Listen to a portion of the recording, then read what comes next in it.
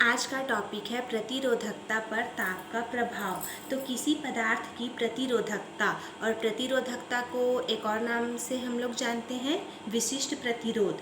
तो किसी पदार्थ की प्रतिरोधकता को हम लोग निम्न सूत्र द्वारा प्रदर्शित करते हैं।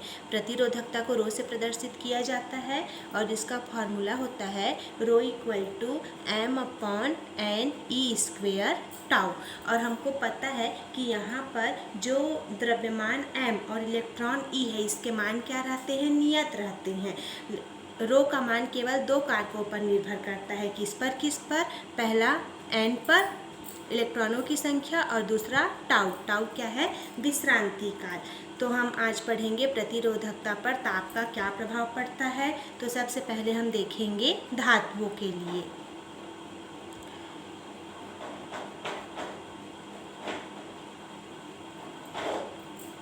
तो ताप बढ़ाने पर प्रति एकांक आयतन में मुक्त इलेक्ट्रॉनों की संख्या वही रहती है, किंतु विद्युत धारा वहन करने वाले इलेक्ट्रॉनों की औसत चाल बढ़ जाती है। फलस्वरूप मुक्त इलेक्ट्रॉन और धन आयनों के मध्य क्या होगी? टक्करों की आवृत्ति बढ़ जाने के कारण वहाँ पर हमको समय क्या लगेगा? कम लगेगा, जिससे पदार्थ की प्रतिरोधकता क्या होती है? बढ़ जाती है। तो इस प्रकार से हम लोग जो धात्विक चालक की प्रतिरोधकता है उसको निम्न सूत्र द्वारा प्रदर्शित करते हैं। Rho equal to row zero कोष्टक में 1 plus alpha R T minus T0, जहाँ पर ये जो रो जीरो और T0, तो T0 ताप पर उसकी प्रतिरोधकता रो जीरो है और T ताप पर उसकी प्रतिरोधकता क्या है?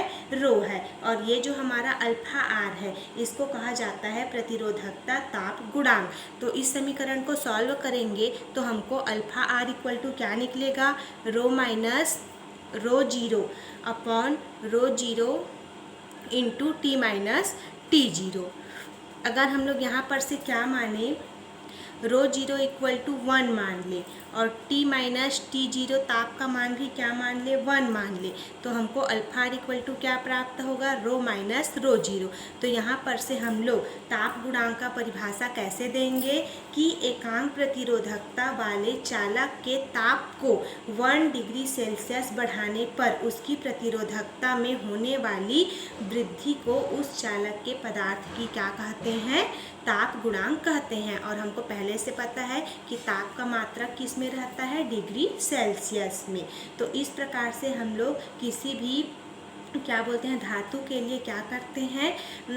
ताप को बढ़ाते हैं तो उसकी प्रतिरोधकता भी क्या होती है? बढ़ती है। और उसको हम लोग ग्राफ के रूप में इस भांति प्रदर्शित करते हैं। इससे क्या प्रूफ हो रहा है कि ताप बढ़ाने पर उसकी जो प्रतिरोधकता है वो भी क्या हो रही है? बढ़ रही है। दूसरा हम देखेंगे मिश्र धातु के लिए। मिश्र धातुओं के लिए तो मिश्र धातुओं को प्रतिरोधकता बहुत अधिक होती है, किंतु प्रतिरोधकता ताप गुणांक बहुत ही कम होता है। मतलब अगर हम लोग क्या करें, मिश्र धातुओं की प्रतिरोधकता अधिक एवं प्रतिरोधकता ताप गुणांक अत्यंत न्यून होता है।